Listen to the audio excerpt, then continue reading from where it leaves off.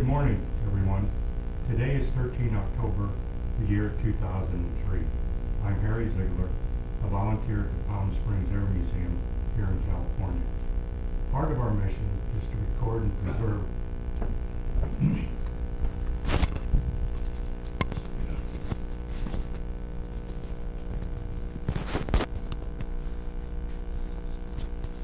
I think it picked it up all right, but just continue on. Part of our mission is to record and preserve the history of World War II. In conjunction with the Veterans Oral History Project of the Library of Congress in Washington, D.C., we conduct interviews of veterans and civilians who participated in our country's military conflicts. Today I'm here at the museum along with fellow volunteers Mary Barber and David Thompson. Today we have the honor and the privilege of interviewing Gene Dreyer, a World War II Marine. So nice to have you here, Gene. Thank you. Now please spell your name, full name, and tell us where and when you were born. Elmer, you want me to spell it? Please. E-L-M-E-R, Gene, J-E-A-N, Dreyer, D-R-Y-E-R. Born in Covington, Kentucky. And what year would that have been, Gene? That was November 16th, 1923. Is that across from New Albany? It's across from Cincinnati. Cincinnati. And your family, do you know a little of the genealogy of it, about your father and mother and grandparents, where they might have come from and how they got to Kentucky? My grandfather came from Germany on one side, and they settled in Cincinnati. My father came down from that. Fred Dreyer is my cousin. Oh, really? And my mother's side, I think she's related to Oglethorpe, and it came down, so she was more of a long-term American than my father's side. Now, when you say Oglethorpe, are we talking the British? The Oglethorpe that settled in Georgia. Uh-huh. And did your father come directly from? No, my father both were born here. And then how about your grandparents? Do you know much about them? My grandparents were born here, but the great-grandparents came from Germany on my father's side. How about your mother? Do you know about them? I don't know about them, no. So when your great-grandparents came to America, do you know how the family ended up in Kentucky? They gravitated to Cincinnati because there was a German settlement there, and then they went across the river to Kentucky, and they had breweries, and it was a German settlement in Covington, Kentucky. I see. And so were they the beer makers then for the neighborhood? They didn't work at the brewery, but they worked in, my grandfather worked in a bakery. He was a baker. And can you remember much about the neighborhood where you grew up, what the houses were like, what the streets paved? Grew up in rural Kentucky. It was a gravel street. Gravel street. It was during the Depression, and in order for me to go to high school, I had to agree to my father to work 56 hours a week before I could go to high school, because he thought all boys ought to start working when they got out of grade school. And how many other siblings might have been in your family? I had a brother younger than me and a sister 12 years younger than me. So how big was your house? Do you remember this? 3 bedrooms, a frame house on about an acre of land, but we were out in the country. I could shoot rabbits in the backyard, and I had a gun when I was about 8 years old, and part of my duty was to shoot rabbits so we'd have meat in the winter. And did you have your own room, or did you and your brother have the same? My brother and I shared a room. And so your sister had her own room, and then your parents? Well, my sister was right behind me, and I was sort of out most of the time. She had her own room, yes. And can you remember, how was the house heated? What did you? There was a central furnace. We didn't have a fireplace. We had a central furnace. We didn't have running water, however. We had a cistern that we pumped water into the house from the cistern. So was there a pump in the kitchen? There was when we first got the house, but my father was a mechanic, and he put in a pump and a water system, and we had running water from the cistern. And did you have any kind of cows or to milk or? We had chickens. We grew chickens. And any other no, we ducks or things like that? No, we had a farm that was about 27 miles away, and I used to work on that when I was younger in the summer. So how did your dad get back and forth to the farm? Well, we had a car, and I went down and stayed there. My brother and I stayed down there and worked on the farm, and my father just came down on weekends. And what kind of crops did you have? Tobacco, corn, tomatoes, things like that. It was on the Ohio River, and we had fish from the Ohio River. We put out trout lines. Was it bottom land? Bottom land, yes. So it was pretty rich. And how did your dad get the land? I mean, where was it in the family prior to you? No, we accumulated enough money to buy it. And how was it eating during the Depression? Did you ever worry about what you were going to eat with food?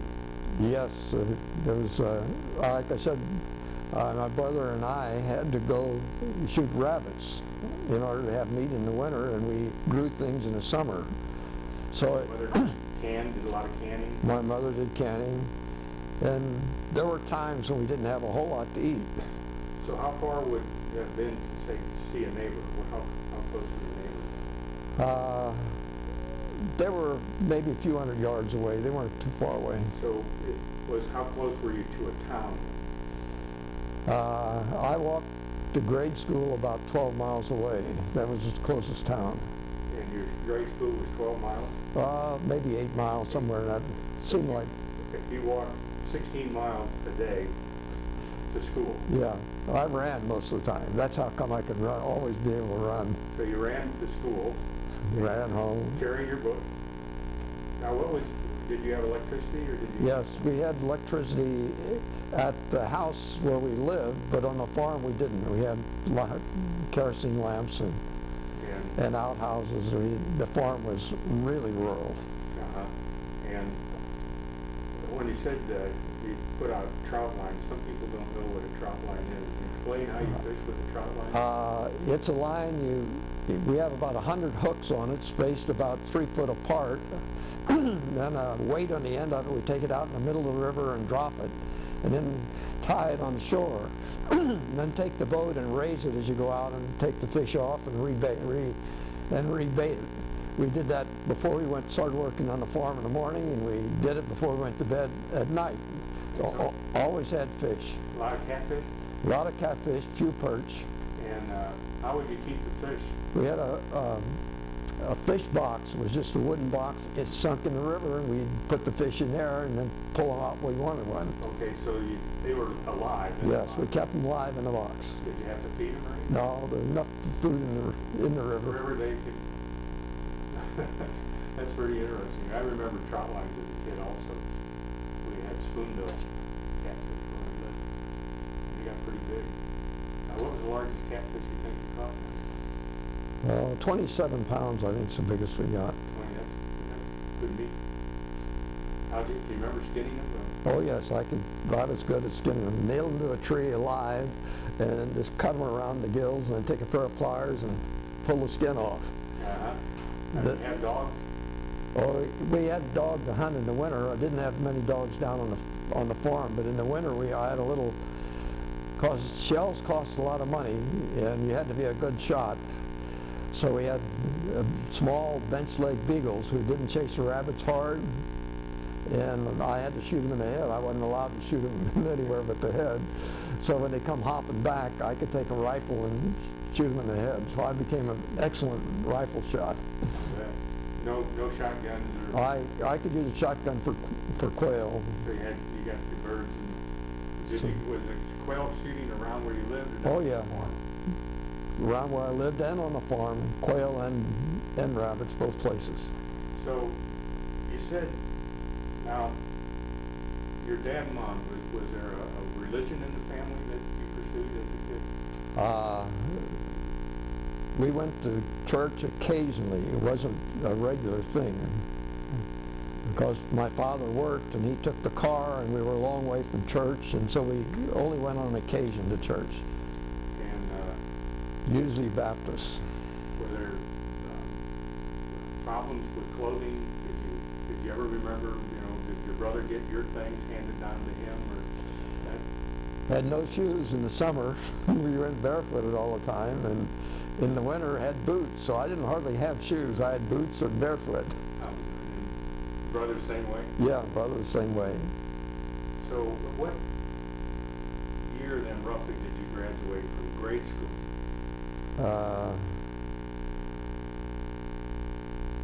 38. So 1938, and that makes you 12 years old? 38. But high school, I was, take 2 years off of that because that was that was the graduate from the 6th grade. Now, you said your dad believed everyone should work, and you had to work 56 hours a week.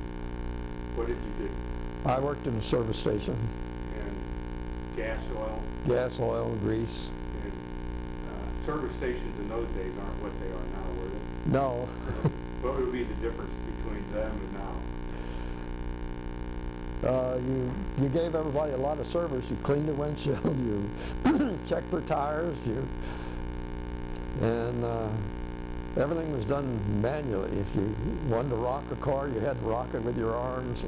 How'd you get the gas into the car? What was the gas pump? We had, at that time, we had electric pumps. We didn't have to, there was some old, down in the, where the farm was in Warsaw, Kentucky, there was still the kind you had to pump it up into the thing and then drain it out with gravity. With gravity.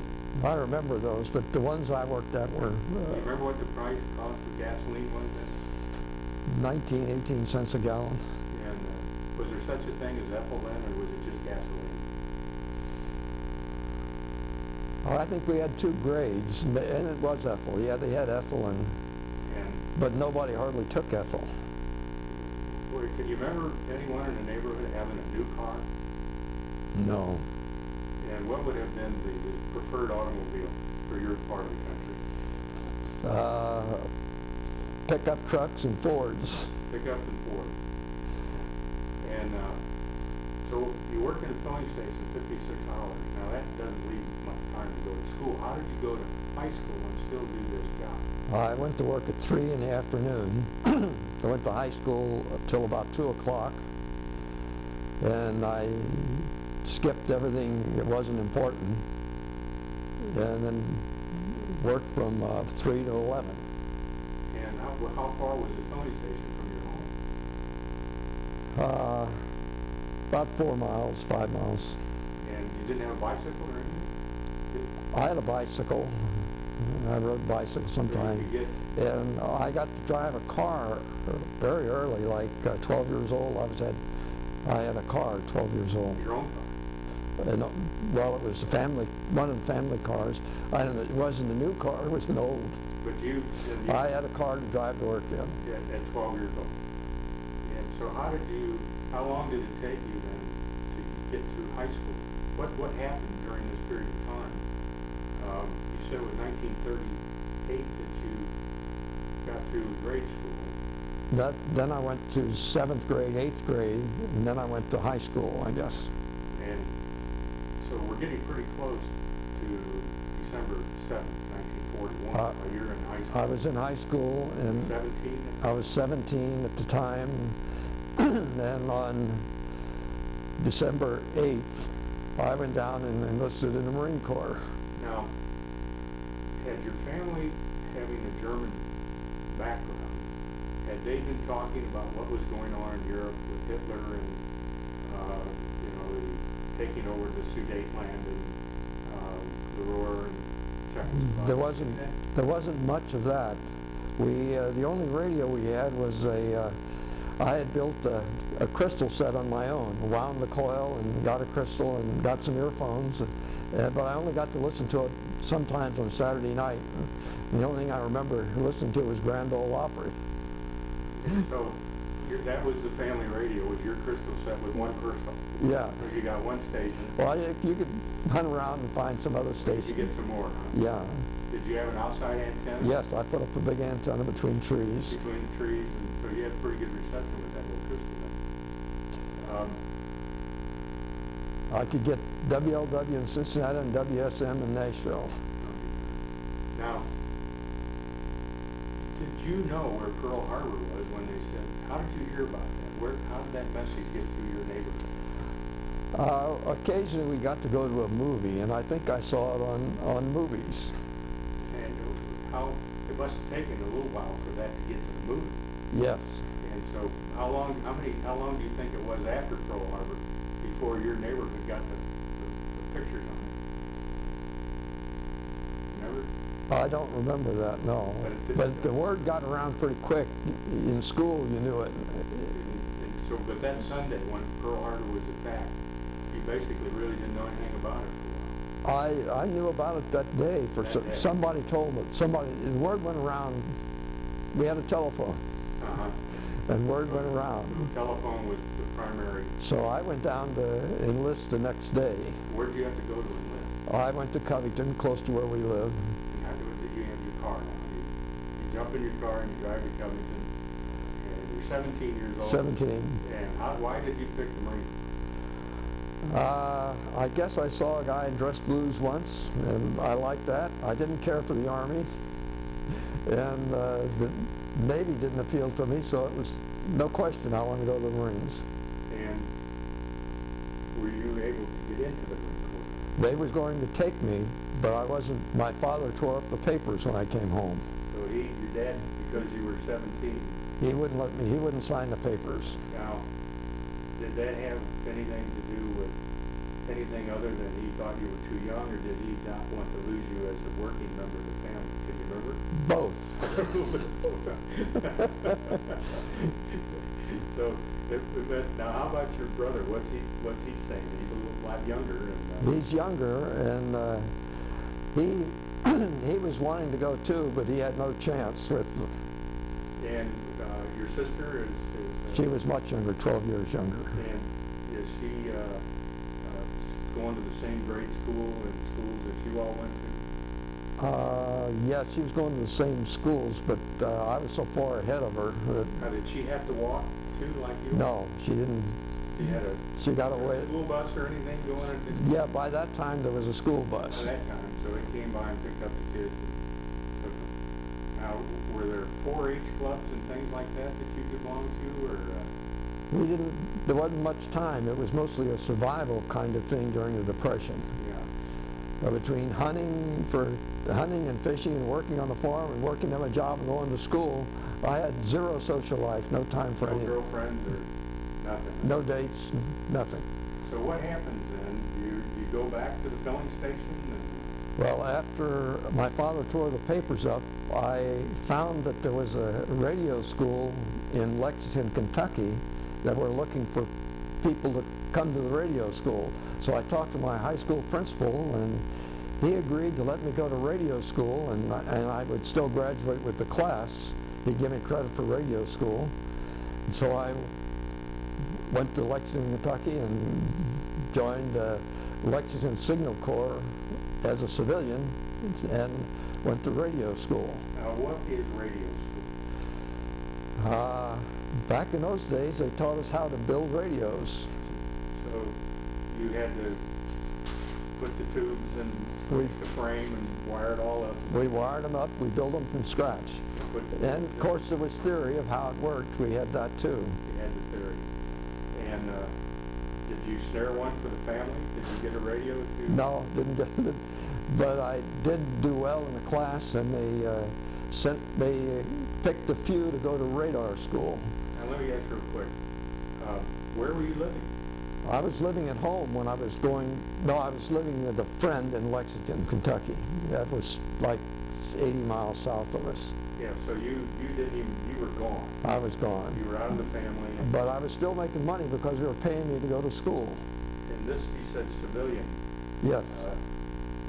Was it a company then that? It was Signal Corps that was putting it on, and I was working for the government. But when you say Army Signal Corps, or? Yeah. Okay, so the Army had a program that civilians could go to. Well, yes.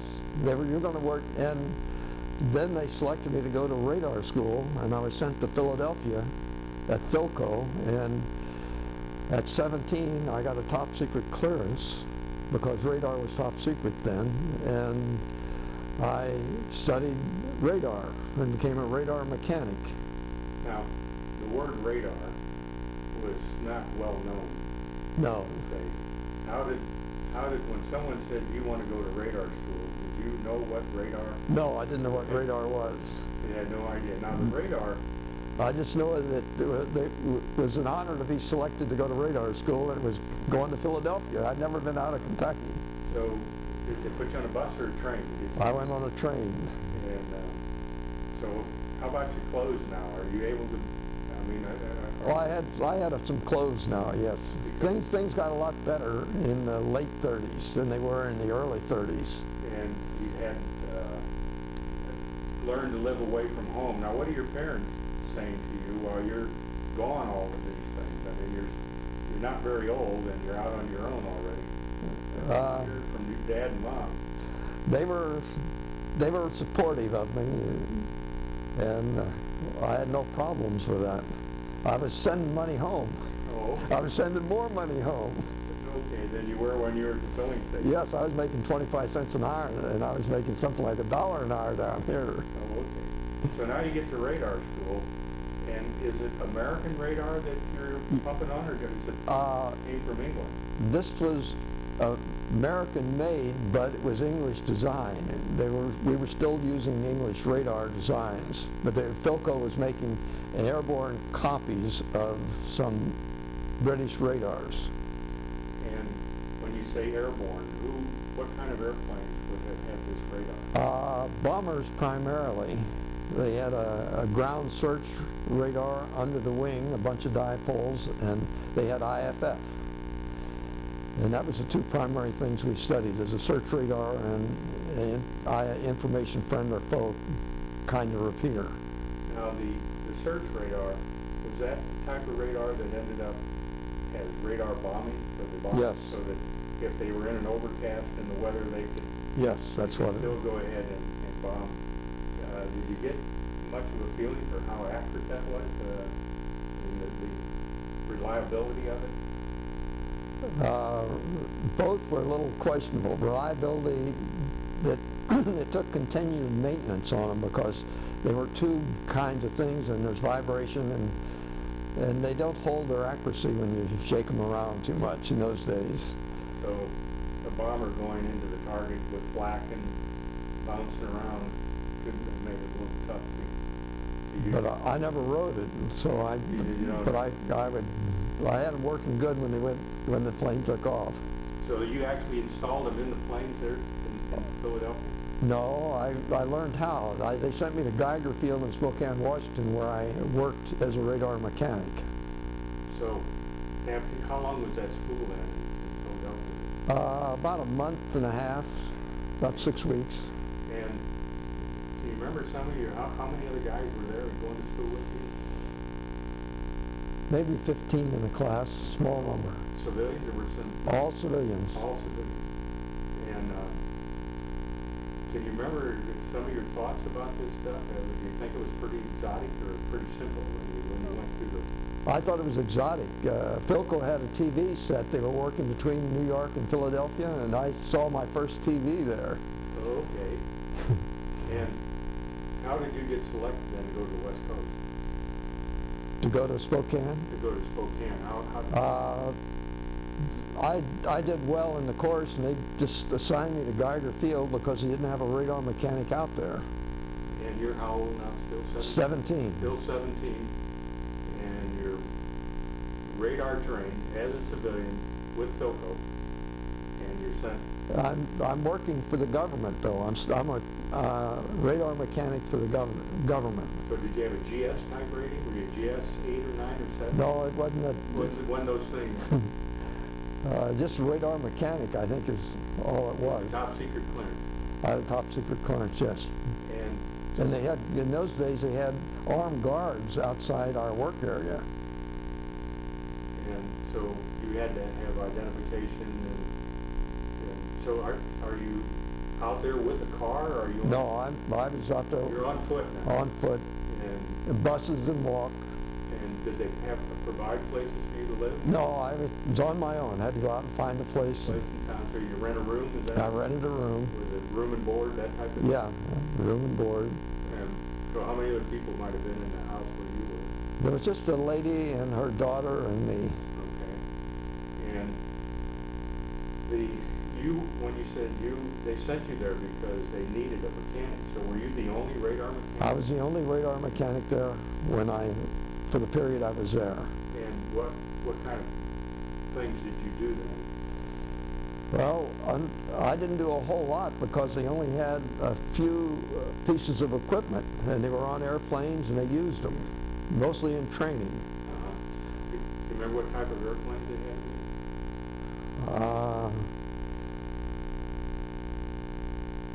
Were they bombers, multi-engine airplanes, or? No, they were single engine. Single engine. And you said you weren't there then maybe too long. What happened after that? On my 18th birthday, I went over to Seattle. They didn't have a Marine Corps office in Spokane. I went over to Seattle and enlisted in the Marines again. And they took you this time? Well, I thought I was going straight to boot camp, and they found out I had a top secret clearance and was a radar mechanic, and they made me take a test. I think they call it the Eddie test. And apparently I did quite well on it, because he said, you're not going to San Diego, we're sending you to Camp Lejeune to radar school, and you're going in as a staff sergeant instead of a private, which was a nice surprise. Yeah, I guess. So they said, go home, and we'll send you orders when to report to school. So back to Kentucky. So I went back to Kentucky from Seattle, Washington. Are you a salaried employee of the Marine Corps now, or are you? Not. I mean, are you sworn in? I'm sworn in, yeah. So I guess I was being paid. Yeah, so you go home as a staff NCO, 18 years old. 18 years old. Unheard of. And I didn't have a uniform. I reported into Camp Lejeune in civilian clothes. Slept in the guardhouse the first night. And they actually had a radar school. Yes. We're talking now 43? This is 43, January of 43. So and the Marines have a radar for what, guns and searchlights? Or? They had two radars. They had an SCR-268, which was a fire control radar, and they had an SCR-270 on a big tower, a 100-foot tower, and it was a search radar, and that was primarily what the Marines used totally, and they both were copies of English radars. So the search radar was for planes that were going to come into the field and maybe attack the field. That was their... Yes, they were. And the other radar was for what? Fire control, 90 millimeter, gun tracking and radar directing. I mean, searchlight direction and gun direction. And what size guns was the radar? 90 millimeter was 90. what the Marines used. Okay. And how long did that last? A few months, and I was picked to bring a new radar into the Marine Corps, one that was U.S. made and designed for the Marine activities. By whom? Who made that? Bell Labs. I was sent to Chesapeake Bay Annex, close to D.C., the Bell Labs, and studied with engineers on this radar, and when it was ready to be delivered to the Marine Corps, I was on the receiving end back at Camp Lejeune and took it into the radar school and started training technicians on how to operate it and how to maintain it. So this was the first one delivered to the Marine Corps? First one, and I brought it into the Marine Corps. You brought it from Chesapeake? Well, they shipped it from Bell Labs. Oh, okay. I don't think I got the unit they had out on the radar range at Chesapeake Bay, but I got a new unit at Camp Lejeune. And how big, so is anyone else teaching this radar besides you? I was in charge of the radar school, because when I graduated they put me in charge of the radar school, and I had to train some of my instructors. Now at 18 I had little experience in doing that, so the Marines had a major who was a PhD in education, taught me how to teach, which was a great thing. And he taught me how to set up a school and how to teach the school. And how long then did you last there as Approximately 6 months before they decided they wanted to get the Mark 20 radar into the field. And so it was scheduled to go with the 3rd Marine Division to Guam. And I was scheduled to take it to Guam with the 3rd Division. So you would have been assigned to an artillery, Yes, I was with the 9th AAA Battalion of the 3rd Marines. which was their artillery. 9th Anti-Aircraft Artillery Battalion. Okay, and you're a radar specialist. I'm a radar specialist. Now, how many radar specialists would be in a unit with a division? We had one technician with each radar, and I was in charge of those people and in charge of seeing that the radars worked on Guam. It was my job to keep all the radars up. How many would that have been, do you remember? We had one 270 long-range radar, and we had about 6 SCR 268s, and then we had about 4 Mark 20s. What would you say about their accuracy and their ability? In those days, the main function of the radar was to find the target. And once they found the target, if it was at night, we put a searchlight on it, and we went to optical tracking whenever we could. So only in the case when it was clouds did we use the radar, because the radar wasn't near as accurate as the optical tracking, primarily because in those days they used a mechanical lobing on the antenna. They'd look over here and then they'd look over here, and you get signals on both sides of it, and the operator would turn handles and balance the 2 pips.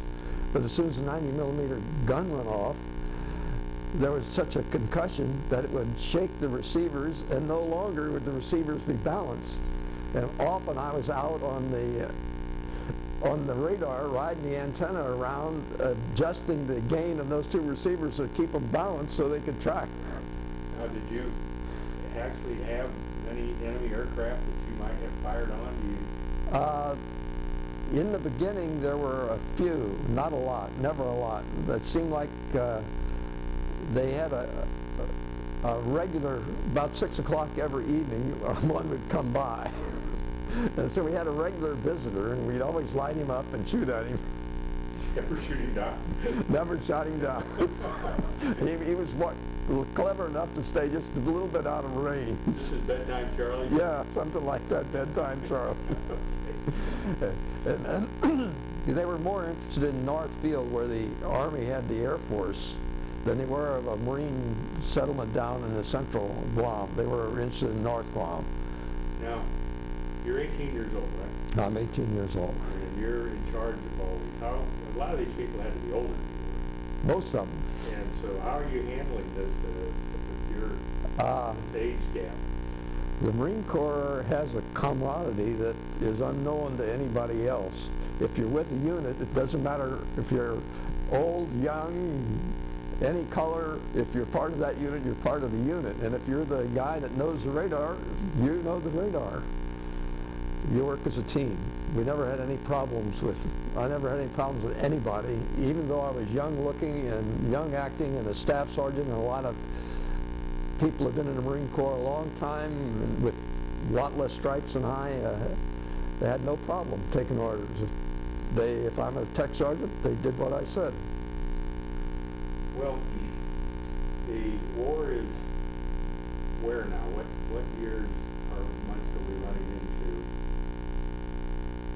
We're running into 45 now.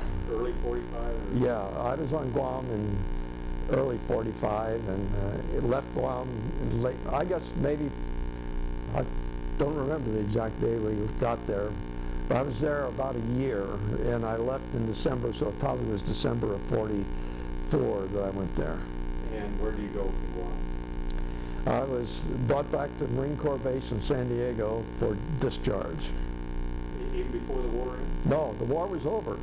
I was training on Guam to invade Japan. We were going to take searchlights in and light up low clouds about 4 a.m. before the first wave came in, so we'd have light when the first wave came in. So I was going in ahead of the first wave, set up the searchlights, light up the clouds when the first wave came in. So the bomb saved me. I didn't have to do that. And how did you hear, how did that word get around about the atomic bomb at Hiroshima and Nagasaki?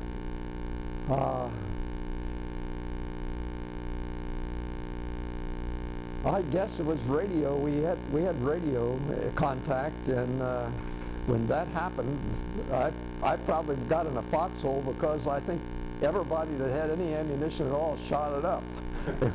There was tracers all over the sky, 90-millimeter guns going off. I got in a foxhole. Now, Well, there aren't any foxholes in the Marine Corps. I got in a fighting hole. fighting. Now, having worked with radar, did the word atomic mean anything to you? I didn't understand it very well. That word atomic. I just know it was a bomb that was big and bigger than anything, and I didn't understand it at that time, no. Okay, so you go back then to the States for discharge, and what happens then?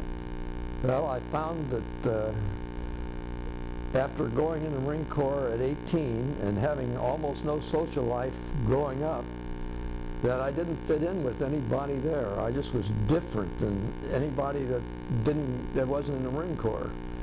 So I looked for a way to get out, and I found a job in the Philippines, and I took a job as a field engineer in the Philippines. They needed a radar specialist over there, and I took that job and went to the Philippines for a year. Is this where you went in Luzon?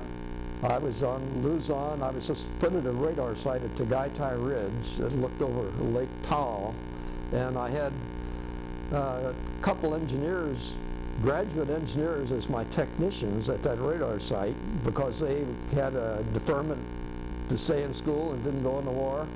So I had very good technicians, and I was assigned to make a radar survey of northern Luzon. So that was, took a portable, transportable radar out and put it on, picked out various mountains to put it on and made a radar diagram of the area around there and came back. This took maybe 2 months to make this survey because I had about 30 men and a hand carried radar that we carried up the hills and stacked the thing back together, TPS-1B radar that the Marines had. Marine radar. And Portable radar. Portable radar. We carried it up on top of the hill and put it up there, and we'd put it up, we'd see nobody. And then by the time that we got it up and turned it around, we'd look out and we'd be ringed by by Philippines.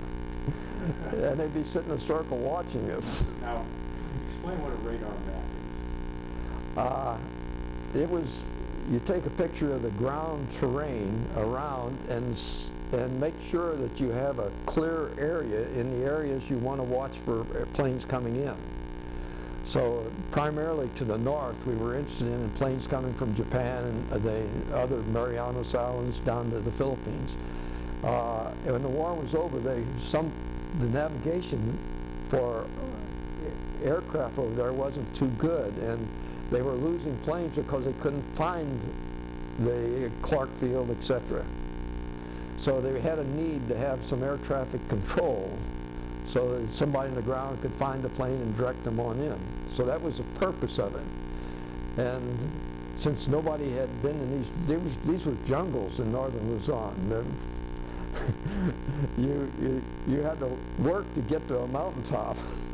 So it took a while to climb maybe 8 or 9 places and put radars up there and come back. And So you had portable generators and yes, I had trucks, and I had crews to cut through and get. And because the Hucks were out there, I had armed soldiers with me, armed airmen. Now, that lasts 2 months, and then you go where? Well, I came back and did some work in sending electronic equipment had been stockpiled in the Philippines back to other places that needed it. You had the crew, did some of that, and then after that, that took a total of about a year to do what I had to take care of the radar site at Tagaytay Ridge and make a survey in Northern Luzon and then find some electronic gear and send it where it belonged. Then I came back and went to engineering school in University of Kentucky. And you're doing this on your own? You're paying for you to go to school now? I had a GI Bill, Okay. which wasn't quite enough, but it was a big help. Okay. And I did some odd jobs, like I learned how to play bridge, and I started a bridge club at the University of Kentucky and started a bridge club in Lexington, Kentucky, and directed those, and I got paid for running those. And I joined the ROTC, which paid me about, what was it, $20 a month or something like that. I got a stipend for going to school. Now, were you in advanced ROTC? I was advanced ROTC. I skipped the first 2 years, and so I was in advanced. Uniform? And I had uniform, Army uniform, Army Signal Corps uniform. and so you had a few ribbons that you wore? Yes, I had some. Made you an old salt? I was an old salt. And Now, you mentioned that you liked to run when you were a kid. Did you do any of that in college? yes, I ran for Bear Bryan on the University of Kentucky track team. And how'd that go?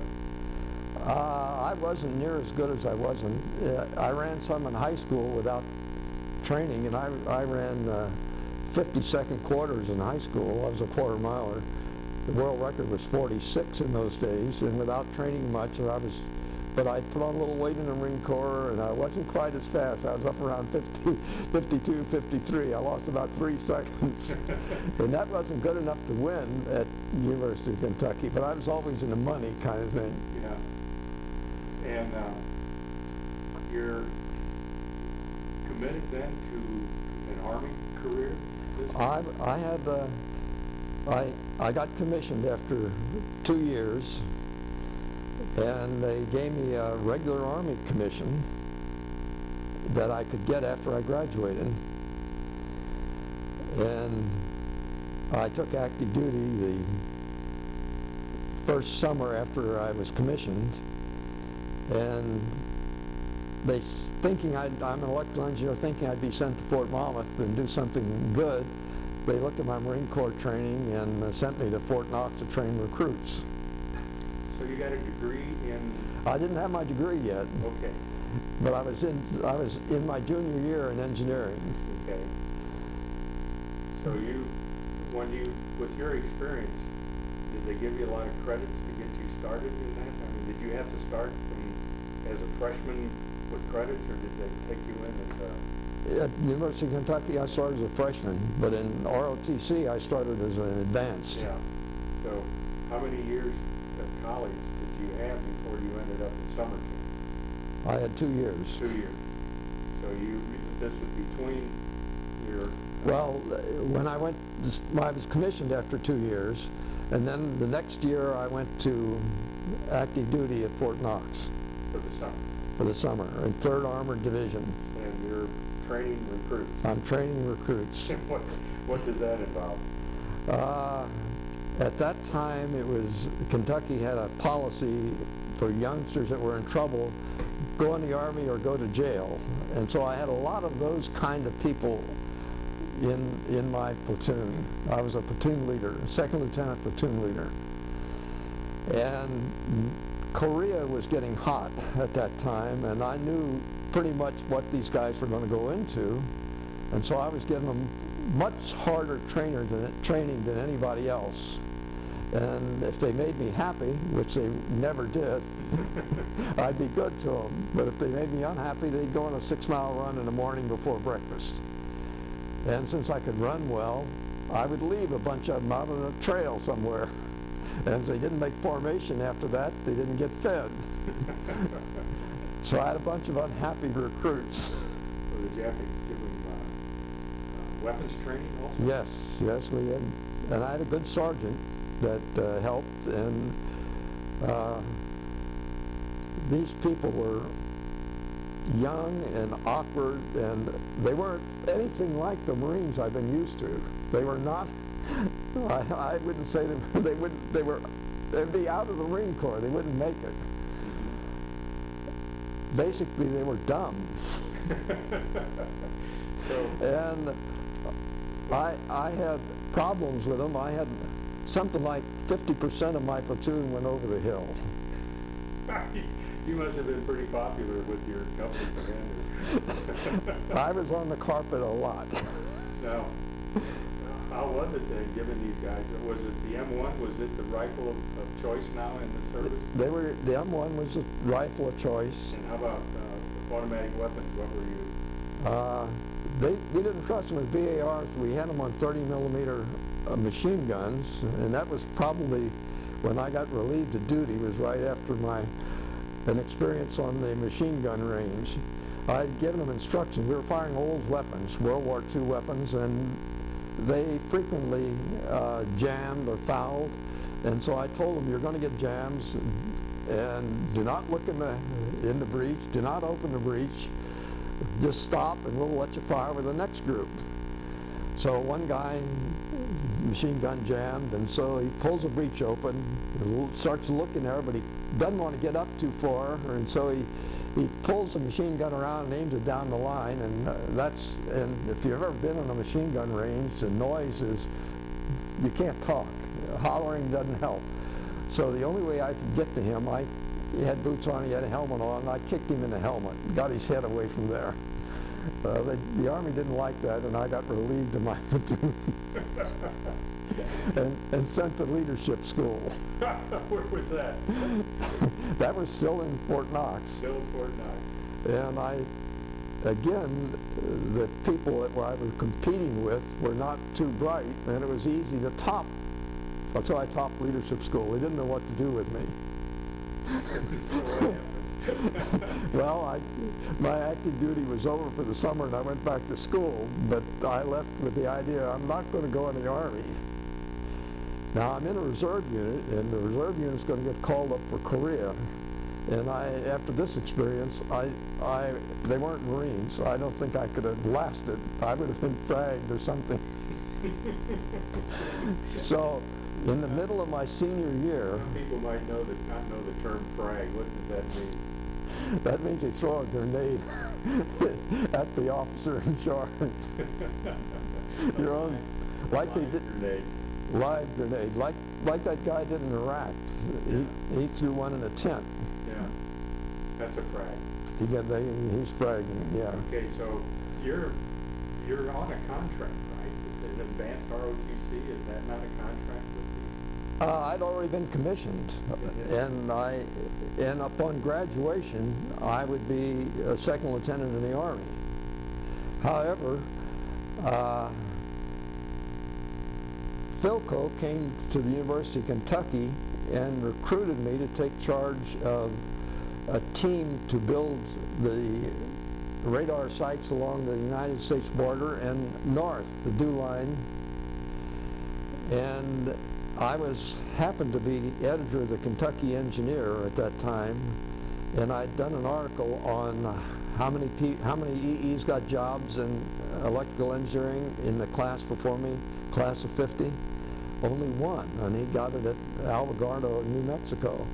So when Philco came in and offered me more money than what the one guy got, the valedictorian got when he got a job, I opted to leave, and I said, if you can get me out of being called up with my reserve unit, I'll go and run your radar site for you. And they said, no problem, just give a change of address to Philadelphia and you won't be called up with that unit. So I took a job with Philco and took 10 graduate EEs, so I don't have my degree yet, and about 100 Corps of Engineer people, and went out to build radar sites. How many did you build? Built one at Strait of One, the Fuca, out on the tip of Strait of, out by the Makai Indian Reservation, out on the tip of that strait. What state? Washington State. Washington. And put one at Curlew, and one at Colville, and one at Yak, Montana. put up about, and one at Othello, Washington, down by the atomic energy plant. They wanted a radar station there to guard that, and these were air control, air intercept control radars. What would their range have been? They could go 350, 400 miles, depending on how much. We put them on the highest peak we could find, so we'd have the longest range we could find before they went over the horizon. So we'd easily get 350 miles with them. And would that take care of low-flying aircraft also? You could still mask yourself. If a clever pilot could mask himself against them, yes. Yeah. But you couldn't stay forever. You'd pop up occasionally. Yeah. Get over the ridges. Yes, you'd have to fly in the... Now, was this the first line of defense, or were there radars out past? There was radar. The dew line was up around the Arctic Circle, and I only put one radar up there at Hopedale, Labrador. They had a radar at Goose Bay, and that's where they scrambled the planes out of Goose Bay. I was the chief engineer at the radar at Hopedale, Labrador. Europeans still train there. They send Germans and Italians, they send squadrons over there all summer long for low-level man at Goose Bay. So your radar's probably still up there working. My radar is still up there working. Yeah. There's a lot of unusual experiences about that. Like what? They have ice storms, and you have to run a rope between the buildings if you're going from one building to the other, and crawl holding on to the rope, because we're on top of a mountain, and the wind blows over the mountain almost like a hurricane. And the bubbles could take that. I had special gasoline driven pumps to supplement the electrical air pumps. When the heavy wind came, we couldn't stop the radar. The radar was a big antenna going around, so I raised the air pressure in there, and I put an anemometer down the bottom of the mountain, and that gave me something like a 2-minute warning when the gust would hit the bottom of the mountain before it hit the top, and I have 2 minutes to get the pressure up in the radome. So I fire up the gasoline engines and get the pressure right up. You normally wouldn't keep it high because the blowing ice would cut the radome. So you'd only have it high when there was danger of it dimpling in and the radar taking it. Now, did all the sites do that, or was that just something you did on your site? I think it's only my site. Maybe the others, everybody had the problem, and some people lost the radar, but we never lost the radar. Now, were you there 24 hours a day, 7 days a week? Or? I haven't spent a year at Hopedale, Labrador. No relief, no... They sort of fooled me. Thought I was going up. Then when I got off the airplane, it was a helicopter, and it was the last one, happened to be the last one in before the winter. And a British guy who was chief engineer got on the plane and said, "I'm glad you came, you're my relief." So I didn't get out for a year later. And I mean, that's it. You and the boys are up there. And so what do you do for entertainment? Or? I built a radio station. And get your bridge games going? I made my own duplicate boards and had a duplicate game, taught them to play bridge, taught them to play duplicate, built a radio station, ran the radio station. I also they didn't have a chaplain there, so I ran church. I had a guy that could play an organ, and he had something, and so he and I ran church. And how many people would have been about 80, I guess. We had a transmitter building out and a receiver building out, and we had the radar, and we had... Were there security people there? Oh yeah, we had security people. We had a large diesel generating station. It was a town almost by itself. And what kind of wildlife visited you around there? Mostly I saw was fish, and it was very funny. I went out with the Eskimos a couple of times when they fished for cod. They never use bait. They have shiny big hooks, and they jig for them. They just shake this hook up and down, and the fish get attracted to it, and they spear them and pull them up in the boat. It only takes them about 15 minutes. They got all the fish they want. So you ate a lot of cod. No, the Air Force didn't do a lot of that, but the Eskimos had cod. So how did you get your supplies in? They drop them occasionally, fly them over and drop them. No relief other than...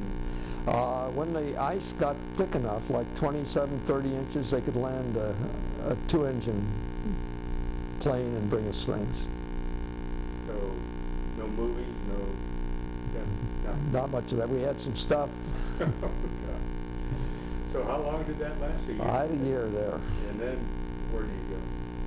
Well, I came back, and that's when I decided I would take a job at North American Aviation in Los Angeles. So I was still at a home in Spokane, Washington. I got married in the meantime, and then moved to... Before you went up there or after? I was married before I went to Hopedale. That didn't bode well with the Americans. Where did you meet your wife? I met her in Spokane, Washington. No, I mean Colville, Washington, when I was building a radar site there. Okay. And did you have children when you left? I had none when I left, no. I had 2 later on. So when you come back and you head then for LA to North America? I could have taken another job out of the country, but she didn't want that. So we went to Los Angeles, and I took a job with North American Aviation. And what would that job have been? I was, again, in radar, primarily in fire control for the F-100 and F-107 and B-70.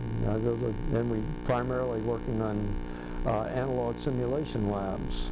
Which would have been what? One thing that we did a lot of work on was F-107 was supposed to be able to deliver an atomic weapon from low altitude, and we had to simulate coming in low and pulling up and lofting that weapon like a large rainbow, and the plane rolling over and doing an emblem coming back down the ground and going out at Mach 1. And we were checking to see how safely they could do that, see if they could get away before the blast came back. And so it was a lot of simulations, and we found out we could do it. We had a set of parameters where we could do it. Was they call that like the over-the-shoulder?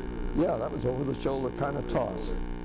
Yeah, it was very, very famous when that thing was invented. They weren't sure how they were going to get in and get out.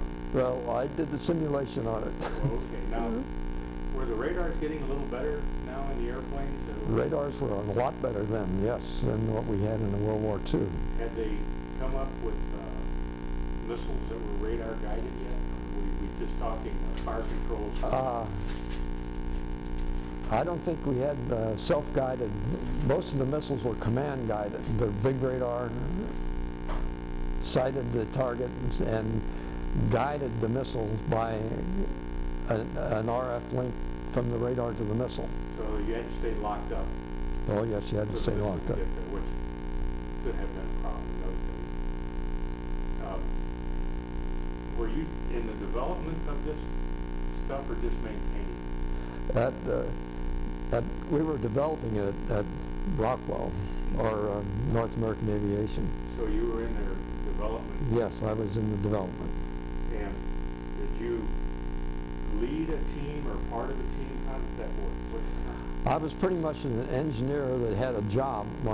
They did them in project engineers. So I had people working with me, and on my project I was a team leader. And my project happened to be that over-the-shoulder toss of one of my projects was that. And I'm going to take 1 second here and change this. So now you've had your shot with North American. How long are you with them? The next thing that happened to me there is the B-70 got canceled, and I was part of that. Part of the reason it got canceled, they had another fellow and I running it. In those days we had war game rooms, and since I was a radar expert, I knew the Soviet radars well, and they put a mathematician and myself running the war game for the Russians when the B-70 approached Russia. I had a good mathematician, extremely good mathematician, and I knew the radars extremely well, and he was able to give me almost instant answers with the old slide rule, no calculator, on how long this plane could stay and where we could put it. And so we were able to defeat the B-70 going in practically every time. And it was partly because we knew we could guess whatever SAC man they brought in to fly it in, we knew what they were going to do, whoever tried to fly it. And so I feel like that I was part of the reason the B-70 got canceled, because they couldn't fly through Russia. But what they should have done was put my mathematician and me bringing the B-70 in and put somebody that didn't know much about Russian radars on the other side, and we would have got through. But now let me ask, how did you know about the Russian radar? Where did you get that technical knowledge? In order for, we had to make some penetration analysis for B-70 when it goes in, so one of my jobs was to go over to RAND and pick up data on Russian radars. So since I knew radars pretty well, it wasn't hard for me to read the data, read the intercepts, and I could tell you when the B-70 was going to get illuminated and how long it would be illuminated and where it could fly. I pretty much knew all of that, so that's how I got. Speaking of Iran, you went to Iran? No, I didn't go to Iran, but I got a good story about Iran, and that's a little bit down the line. Oh, okay. So, but your knowledge of the Russian radar came from where again? I just read books. From your own research? They were classified documents that ran Research and No Development in Santa Monica. Okay. When you said, I thought you said Iran. Not No, RAND, R-A-N-D. Okay, RAND Corporation. RAND Corporation. Okay, well I recognize. They had the data over there. Okay. It's an Air Force think tank. Yeah. So the B-70 program Got canceled, and then I went to Downey and was working on the Hound Dog. Hound Dog missile that the B-52 was going to carry. The standoff? It's a low altitude cruise missile. And I immediately, it didn't take me long to see that it had an absolute altimeter, and it flew so many feet off the ground with the absolute altimeter. And having some experience on how to mess radars up, because all radars had to worry about jamming, I learned jamming from the opposite end. It was easy for me to devise a jammer that would knock the Hound Dog down. So I wrote this up thinking I was doing a good job, and as soon as I turned it in, the people got very unhappy. And my little report got classified top secret, and I wasn't allowed to look at it again. And because it was an operational weapon for SAC, and I said it's of no value. You can shoot it down with a handheld transmitter. That didn't. Well, it got me a top secret clearance. It moved me over into electronic warfare. They said, we need you over here. we should have seen that. And were they able to modify that? Yes, the Hound Dog got modified so that altimeter would work under jamming conditions. You couldn't, I did a little simple thing like capturing its mixer so it couldn't get a signal off the ground, and inserting a false signal which caused it to crash. Make it think it's high so it would come down. It was real simple to do. And they hadn't even thought about that? Didn't think, they hadn't thought about it. So how much longer did the Hound Dog stay operational? Long time. Oh, yeah. Hound Dog was a long time. And, but the B-50 carried what, 2 of them? They should carry 2 Hound Dogs, I think. So And now you're into countermeasures. Now I got into electronic countermeasures, and that's where I stayed for the rest of my time at North American Aviation, which turned into Rockwell. And you're around LA? And that? I've moved around I was at Downey, and I was at LA, and I was at Seal Beach, various spots. And I worked in a vault. When I got in a vault, the rest of North American Aviation and Rockwell never knew what we did inside the vault, because we had code word kind of clearances, and we were working for Foreign Technology Division in Wright Field, and we, Wright Pat, and we had a direct link with, I guess I can say this name, Colonel Penkowski, who was our mole. He's in the Russian Air Force, and we had direct data on the SA-2.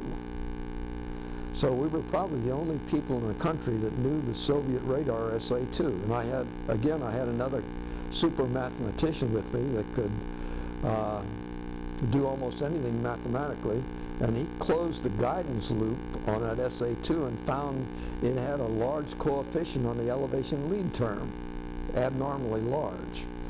So they were apparently afraid we would maneuver, and they were compensating for this fast maneuver by putting a large lead term in so it would follow a fast maneuver. Well, Vietnam was going at that time, and there was a call out to industry because we were losing B-52s to the SA-2 in Vietnam. There was a call out to industry, and we happened to be the only people in the country that had access to the data, so we were the only people in the country that knew this radar.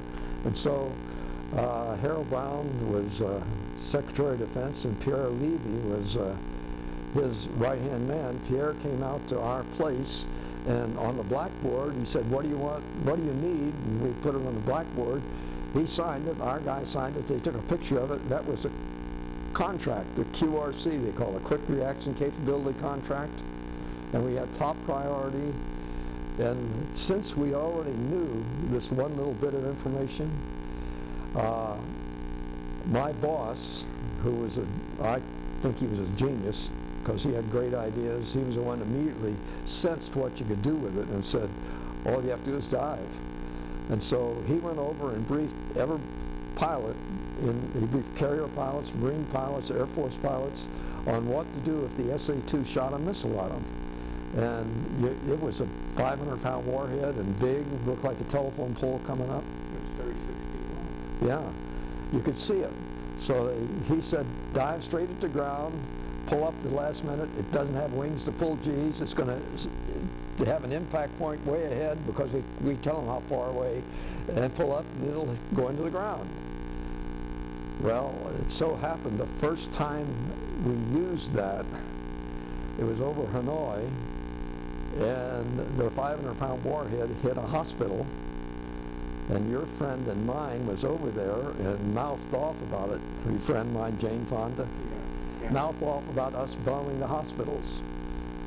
So if you want to, I never saw a Marine that liked her, and I never saw a military man that liked her. Well, she sat on an aircraft and pretended like she was shooting down American airplanes. That kind of sealed her with the pilots. Well, when we couldn't say anything because we didn't want them to know what we were doing, because that's all we had. This was the beginning of the wild weasels. You got Ford? Well, it started out with an F-100. That's right, F-100. The F-100 was the first one, and they were working with thuds, F-105s, which beat us out on the contract of the F-107 because they sold it cheaper. I think the 107 was a much better airplane, but the thuds were big and strong and could go Mach 1. So the F-100 would go in, and we built a little device, designed a little device, and had an electronics company build it for us, that and the radar came on. From the SA-2? The SA-2 turned on. We could pick it up with a Wild Weasel airplane, and find out where it is. And we didn't have weapons, but we could fly in and launch a smoke bomb at it and put a smoke bomb at it, and the Thud would come in after it and drop a bomb on it. That was the first kind of Wild Weasel operation. Now, they had to go first in, because they had to go in ahead of the bombers. They had to get shot at. They had to have them turn the radar on to shoot at them. And they had to stay until the bombers left. So the first in, last out was the Wild Weasels. Two-seated 100? Two-seated F-100s. So there's electronics? An EWO in the back, and the pilot in the front. And it was strange how they got, we married them up we had a simulator where we could put them in and show them exactly how it would look when they got over there and how the radar would look and what they could do. You trained them there? Trained them in cruise? We trained them at Rockwell, North American Aviation. That was so secret that we ran 3 different offices where we worked, and we never went to the same office twice in the same day, and we never ate at the same place twice, and we went out to lunch. And we had super security for those kind of days. And where were the F-100s outfitted? Where was that? At Long Beach Airport, one of those old Butler hangars at Long Beach Airport. You did the Wild Weasel install right there. We put the Wild Weasel in there, yes. And then how did they get the birds over to, well, I imagine they flew them out of Thailand. They flew them out there somewhere. Yeah. Maybe they tanked them all the way across. I bet that's what they did. Could have done that. Yeah. We had weasels over there, and a pretty high loss ratio, didn't they, on those? In the beginning, there was a high loss. I think we lost 7 crews before we got a hit. And these were fine young men. We would train them. I'd still get a little choked up when I think about it. You'd get really attached to them, and they would be gone. I'm just curious now, they had no photos of these sites, or were they just so mobile? They weren't so mobile, but they were camouflaged quite well. Really hard to see. Yes, so you need to pick them up. You needed the radar signal. You needed the radar to pick them up. Yeah. When we got the first hit, something like 6 weeks after we started. That's how fast we got it over there. So we had excellent cooperation of everybody in the country. We had people like Raytheon would come in at 3 in the morning and have a meeting with us at 3 in the morning. Lots of times I worked all night. And you still had her married? I lost that wife. She divorced me, and I lost a second wife with some others. I had a lot of other shenanigans. So you had 2 children with the first wife? I have a total of 4 children, 2 with one wife, 2 with another wife. And so the 100s are not state-of-the-art airplanes? No, the F-100 got replaced by F-105, and then that got replaced later by another Wild Weasel aircraft, F-4. And I don't know what the Wild Weasel is today, but I'm sure they still have Wild Weasels. I saw pictures of them in the first Iraq War. And so what, if they maybe had a follow-on airplane to that, like the F-15 or something, I don't know. I don't know either. Pictures of Wild Weasel F-4s in that war. Now, the SA, go ahead, I'm sorry. I'm just going to say that we were developing a missile to be launched from the plane that would outdistance the SA-2, and that got developed. What was this? It begins with an S, a shark or something. We developed a missile that would outdistance the SA-2 missile, and they could launch from out there. And they did that. Now, if they turned the SA-2 radar on, they could expect a missile. So they had to go to different tactics, and they would turn one over here, and they'd be tracking you from one over here. It would be passive, and they'd turn one on over there, and so they were working out ways, and so the Wild Weasel pilots had to work out counters, so it was a day-to-day thing. But the Wild Weasels were very successful after we got them enough good equipment, and we shut down that SA-2 operation.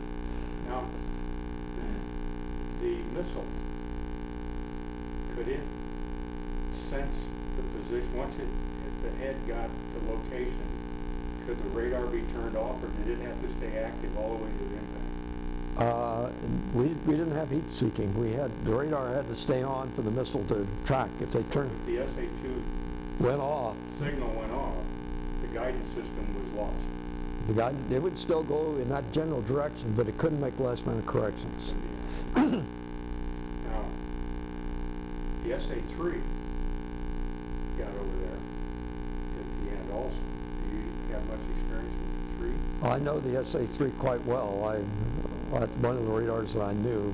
I don't think I can talk about the SA-3 and what I did on it. You mentioned that there was... But let me finish. At the end of the war, towards the end of the war, we got a captured SA-2, and we found that they had charted out the elevation lead term whenever it went negative. So they countered our dive thing with charting it out whenever it went negative. And how did you manage to get a hold of that radar? I think one of our units overran one of the field, and we captured that and sent it back to Wright Field. Did you actually get to work with it yourself? I saw it. I didn't get to work with it, but I saw it. I went in there. Considered to be a pretty quality piece of gear? The SA, it was good for its time. It's still a lethal radar if it's around and you don't have a countermeasure for it. But the strike, that's the name of the missile. Right. The strike will knock it out. If it comes on and you got a weasel around, it'll go out. Now, you mentioned there was a story about Iraq or Iran. At Rockwell, we had a contract with the Shah in Iran to put in listening devices on Iraq. And so we were putting in really ELINT listening devices around Iran and focusing them on Iraq, because when the Shah was there, he was modernizing Iran, and Iraq didn't like it. And the Shah, of course, fell in disfavor and got overthrown by the Ayatollah Khomeini. And we at Rockwell had data from the sites that we put in, and we put together an EOB, electronic order of battle. That's really just every frequency that Iraq uses, the location of it, and its capabilities. So we had an EOB of all the emitters in radio and radar in Iraq. It turned out when Desert Storm started, the CIA did not have any information like that.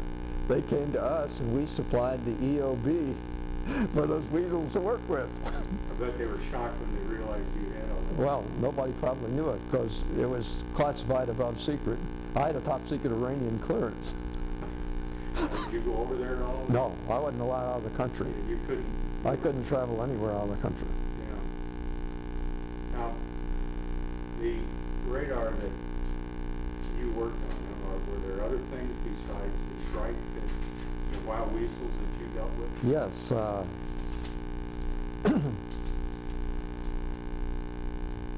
Let's go to the Yom Kippur War.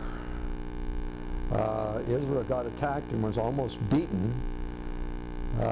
We came to the rescue in that war, and it was primarily because the Arabs had the SA-6 radar. The SA-3 was old, SA-6 much more capable than the SA-3. And it would knock down any close support aircraft, and they couldn't fly against it. They couldn't support their troops.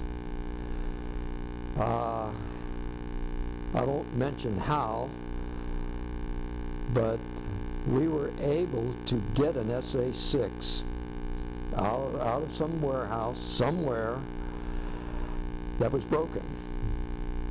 And we took it to a place that the Army had for us, and we took it apart. This is a team of us. I wasn't alone. There was a team of probably the best specialists in the country were down there from the Raytheon and several others. And we circuit traced it, then we fixed it, and we took it to China Lake. Maybe I can say we tested it. Let's say we tested it. We had Mach 1 airplanes fly at 200 feet off the ground, and we checked it out, and took it back, broke it, gave it back to whoever gave it to us. They got it back in the warehouse, never knew it was gone. Now, our job was, with this data, we devised countermeasures against the SA-6. And we didn't build them at Rockwell, but we designed them, gave them to people who did build them. The next war lasted 6 days, called the 6-Day War. Why did it only last 6 days? Because they flew in, they took out the SA-6, they had close air support, beat them in 6 days. And they were, if you look at the ratio, they were way overmanned, 20, 30 to 1. And the Israelis knocked them out in 6 days. Now, when you say the SA-6, explain what the SA-6 is. It's a mobile close air support radar. It fired, it had a tank with a gun. Both are tank mounted. The radar is on a tank. The missile launchers on tanks. They had and they fired short, low altitude, short range missiles. And you couldn't get close air support in with those guys around. That's when they lost all those A-4s. So we devised countermeasures, and that they won it in 6 days. Impossible to win with such odds against you. Yeah. And I think, I don't know exactly why, but I got put into the AOC Hall of Fame, and I think that was one of the reasons. Of course, I worked in the Wild Weasel, and I developed fuzzy logic. Have you ever heard of fuzzy logic? Yeah, they're using cameras.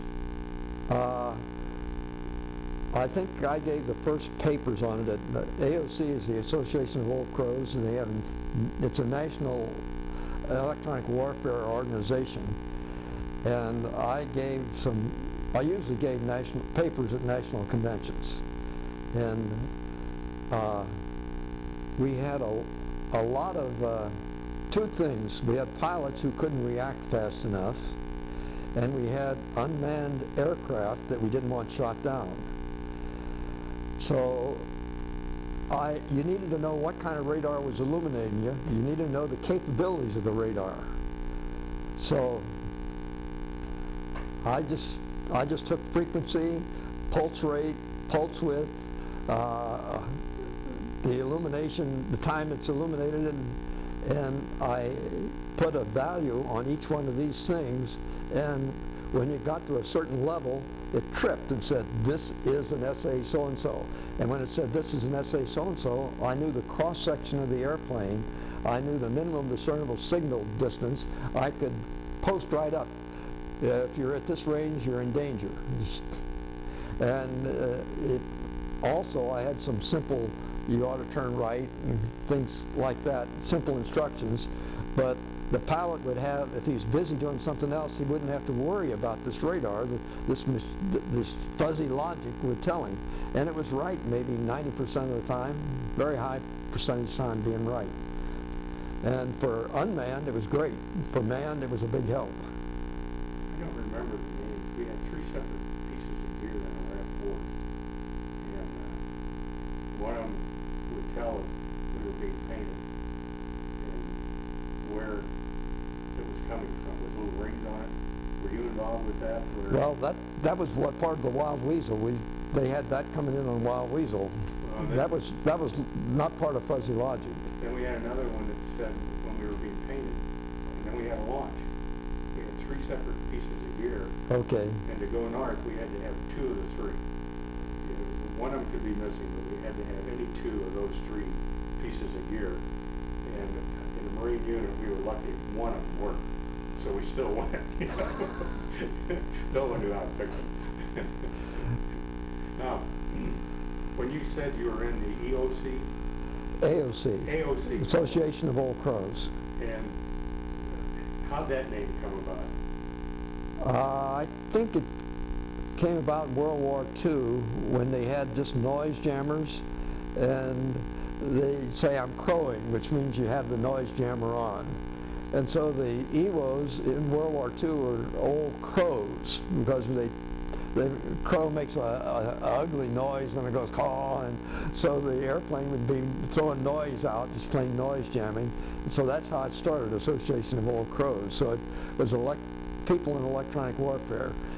First it was only military, then they encompassed anybody that was working in electronic warfare could be an old crow.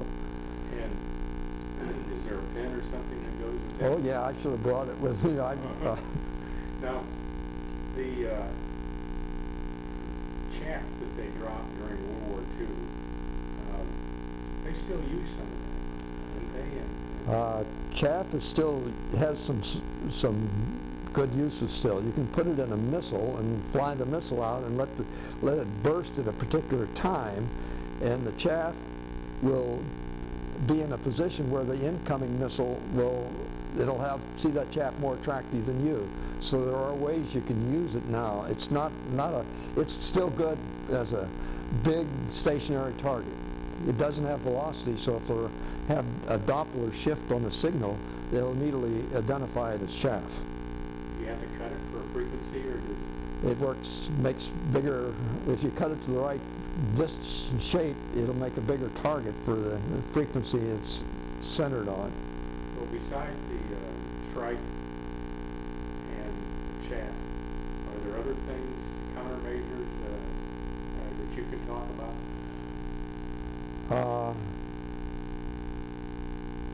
If you know the radar, you can figure out a way, any radar, you can figure out a way to cause it to be inoperative. There's an infinite number of ways. You could saturate the receiver. You could pull the local oscillator off by sending in a bigger signal and cause it to make the IF at a different frequency than what the real target is. So you got no gain on the real target, you got all the gain on, and so you can attack the receiver in lots of ways. Like the EA6 that the Navy and the Marines use, it has been very effective. But from what I'm reading, they're going to pods on the F-18s instead of continuing with the EA6s. So this stuff is becoming pod mounted. Does that sound right? I've been out for 10 years, Yeah. so there's lots of things could happen. Pretty much if you can have with the computers we have now, and with some kind of fuzzy logic, I'll call it fuzzy logic, maybe they have better logic, you can tell everything the radar can do to you. And once you know that, then you can use various kinds of ways to avoid it. Well, take the new weapons we have that are guided by light that is directed at the ground. Those look to me like they could be defeated if you wanted to, but you'd have to know that light was on the target. And have you worked with any of those? No, I haven't worked with those. Those sound fantastic. Yeah. I think of the number of bombs dropped on things over the years. And how accurate you've been lately. This war in Iraq has been marvelous. Yeah, it's just a huge step in the right direction.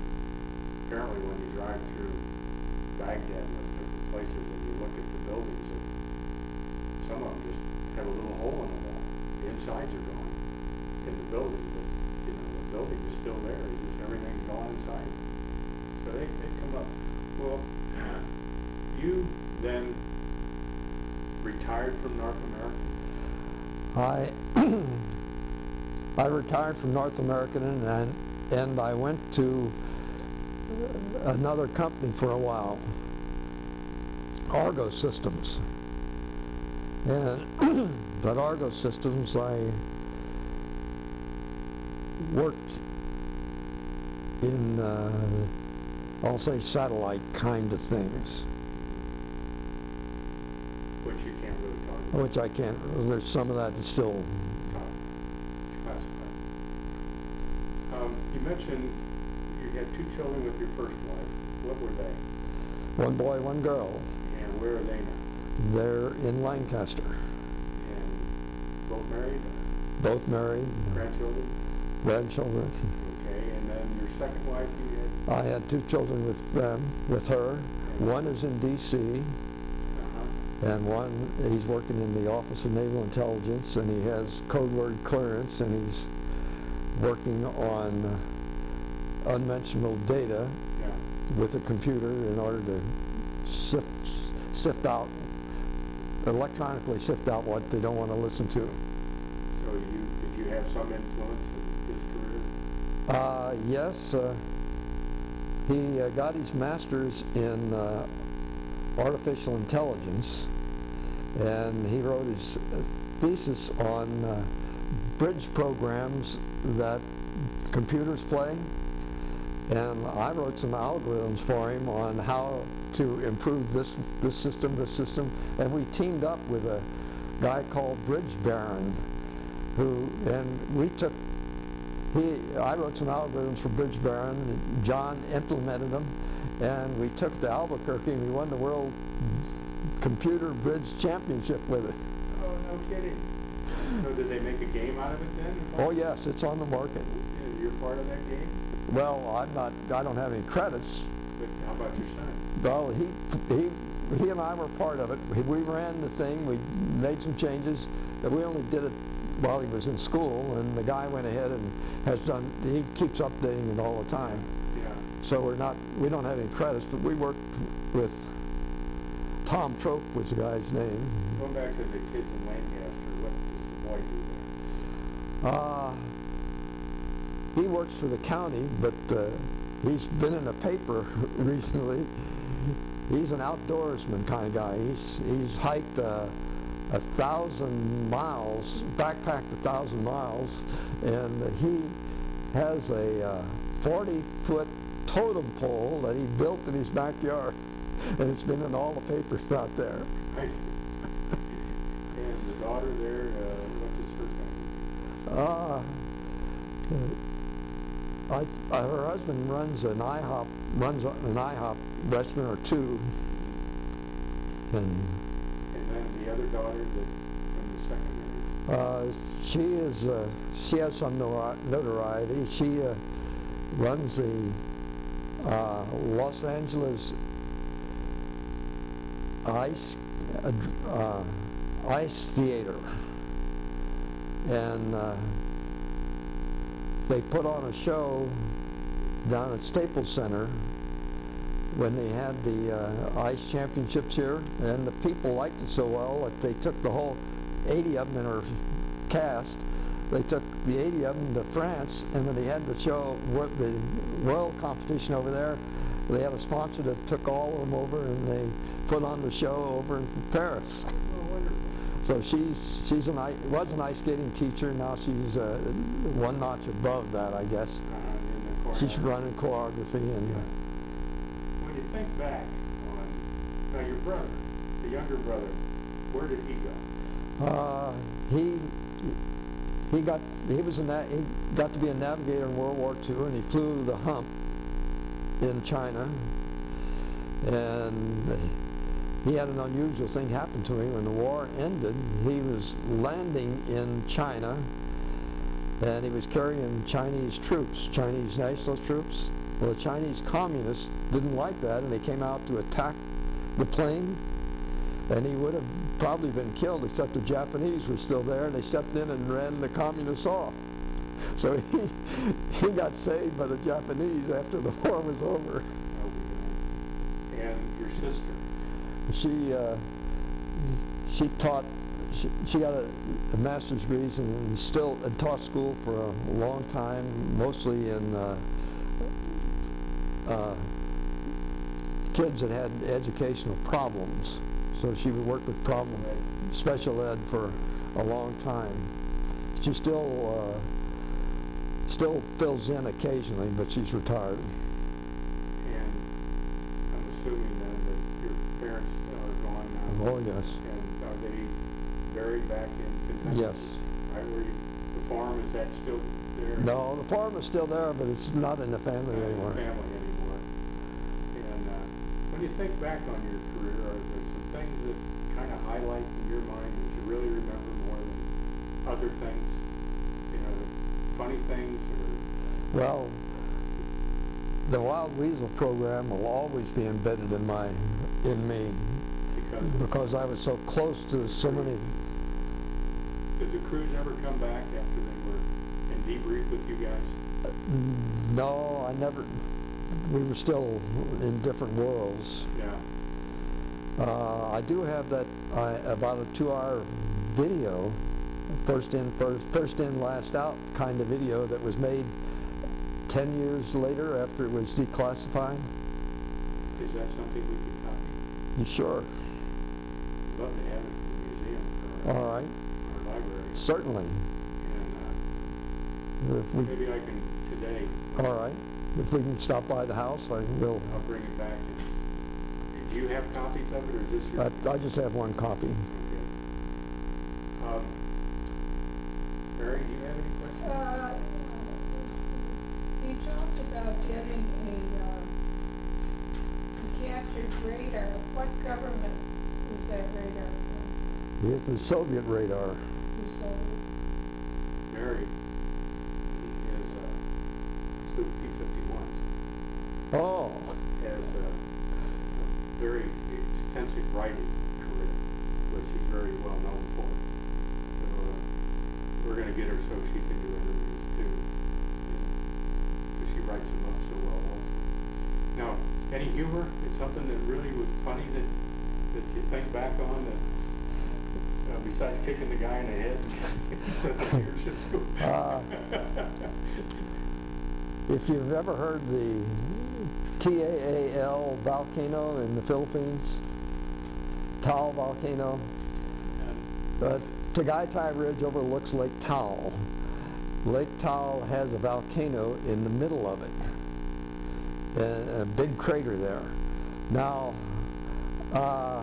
there were Air Force guys at this radar site that I was in charge of, and I used to go in and when they were going in to get the flight hours in, and it was AT-6. I'd get in the back seat and do the AT-6. We flew over Taal volcano, and I looked down and I saw a rock in the middle. There's the volcano, and there's water in the volcano, and there's a rock in the middle of it. And I found out that it was on Ripley, about an island in a lake, on an island, in a lake, on an island in a sea. And I decided I was going to go on that rock in the middle of that volcano.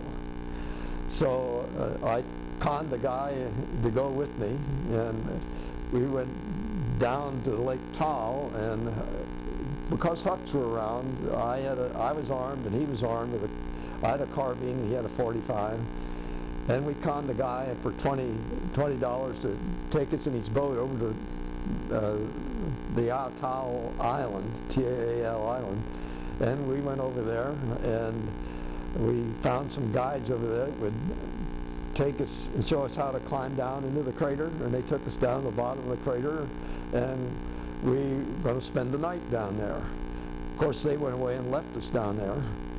And I don't know if you've been in on Guam, there were big lizards, and in Philippines there's large lizards. And somewhere we had a little fire, and we hadn't swam out to the rock yet. We were going to do that the next day. So we had our sleeping bags down, we were resting, and we heard, it was dark and the fire was dying down. We heard, okay, okay, okay. And we thought the Hucks were. So we decided we're not going easy. So we got I threw a shell in, he threw his shell in, and the next time they come up, we're going to charge. We're going to take some of them with us. So, okay, and we went out shooting, pow, pow, pow. There's a daggone big lizards. They made that sound? Oh, yeah, sound like a human. Okay, we call them okay lizards. And we found out that that's what the Filipinos call them, okay lizards. So we felt awful stupid. We did swim out and got on the rock and swam back, and then the guys came back and took us back to the village, and the chieftain was there, and he offered me his best daughter for my carbine. And when I refused, he said, I'll throw in my best fighting chicken.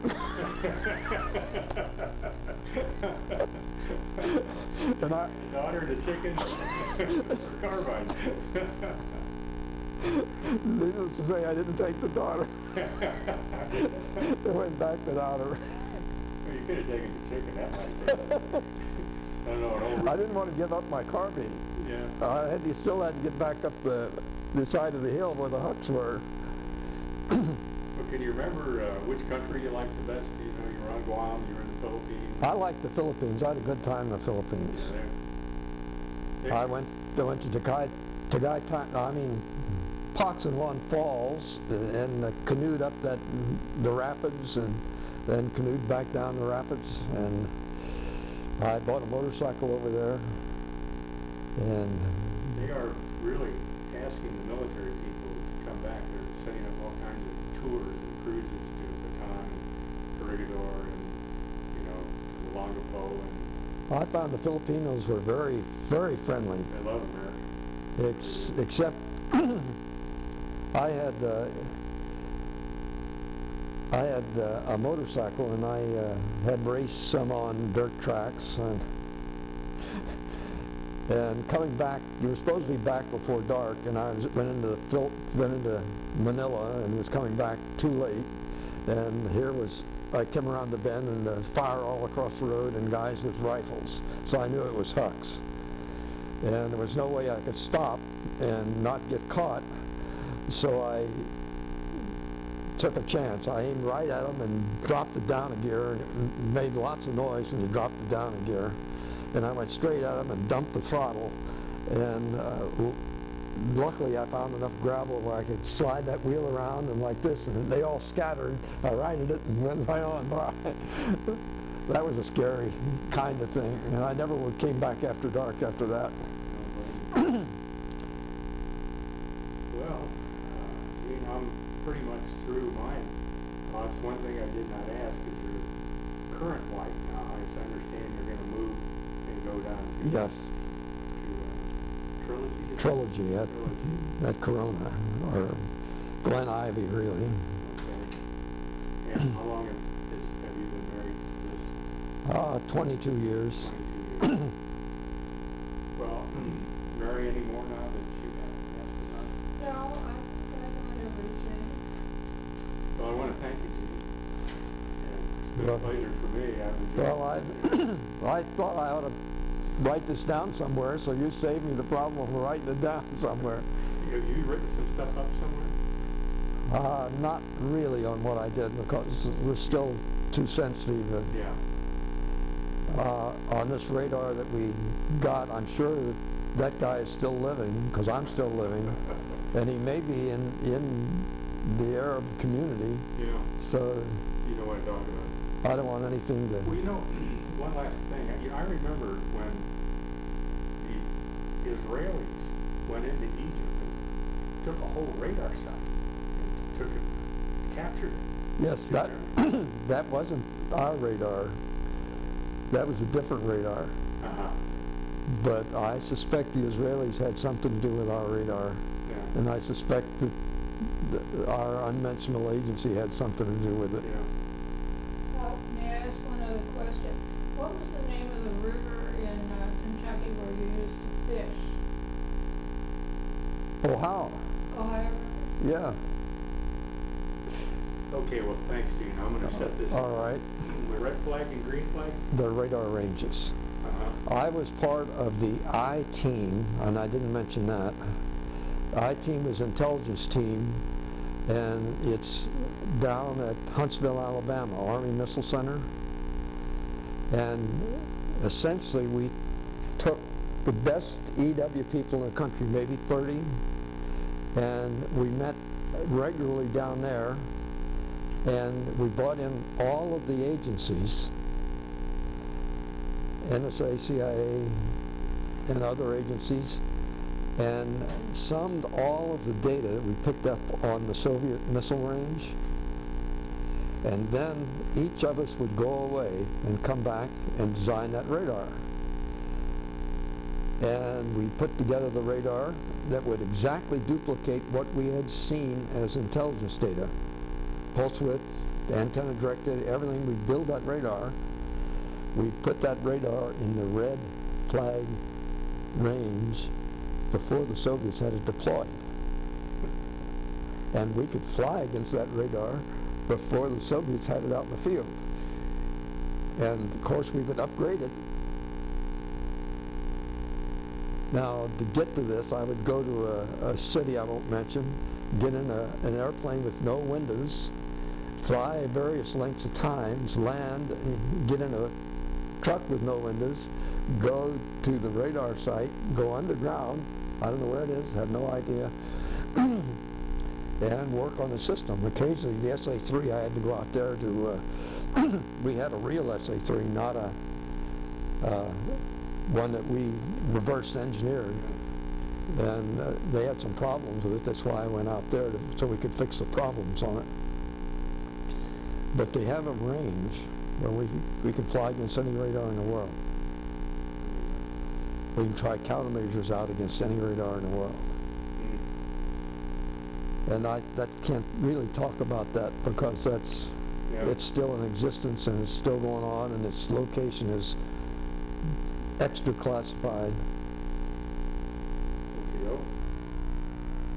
Okay, there were a couple of things that you had wanted to add to what we were talking about.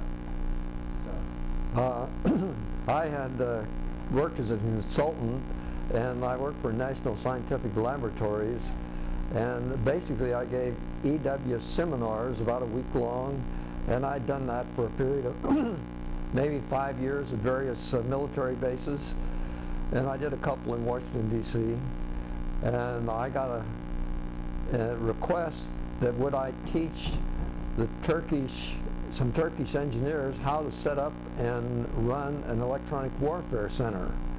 And I agreed I'd do that, and it was at Laurel Electronics up by New York.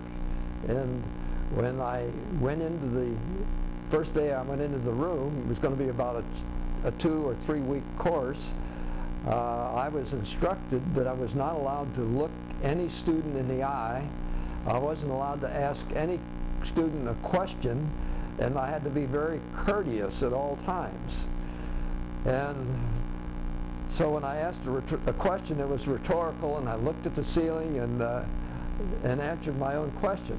And this was primarily when they had a full colonel in the Turkish military monitoring the class.